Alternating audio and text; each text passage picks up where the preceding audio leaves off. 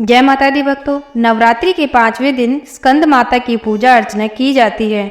देव स्कंद कुमार यानी कि कार्तिकेय जी का माता होने के कारण इन्हें स्कंद माता का नाम प्राप्त हुआ। हर साल देवियों के 9 रूपों की पूजा की जाती है।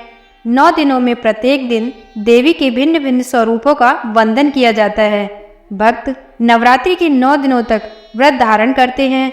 हर दिन देवी के स्वरूप का पूजन विधि विधान से करके उनका गुणगान करते हैं।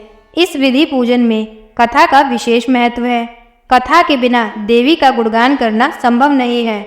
9 दिनों में 9 देवियों की पूजा के साथ उनकी कथा पढ़ना भी बेहद जरूरी होता है। इसलिए आज हम आपके लिए नवरात्रि के 5वें दिन की कथा लेकर आए हैं।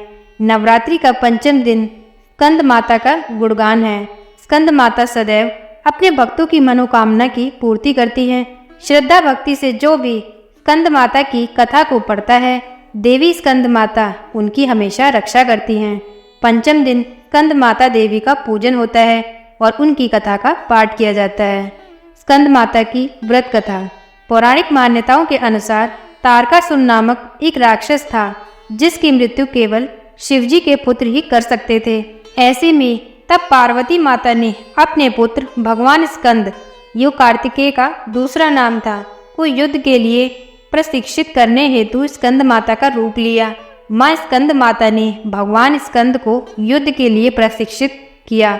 ऐसा भी कहा जाता है कि स्कंद माता से युद्ध प्रशिक्षण लेने के बाद भगवान स्कंद ने तारकासुर का वध किया और तभी से माता का नाम स्कंद माता पड़ गया।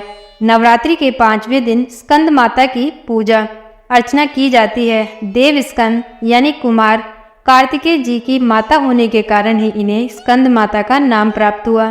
स्कंद माता की गोद में भगवान कार्तिकेय अपने बाल रूप में बैठे हैं। माँ स्वरूप स्कंद माता देवी की 4 भुजाएं हैं।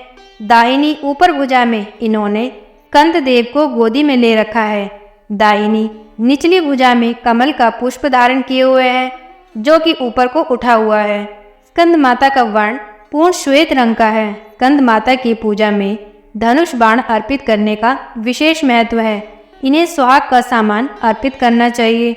नवरात्रि के 5वें दिन लाल वस्त्र में सुहाग की सभी सामग्री, लाल फूल और अक्षत के समेत माँ को अर्पित करने से महिलाओं को सौभाग्य और संतान की प्राप्ति होती है।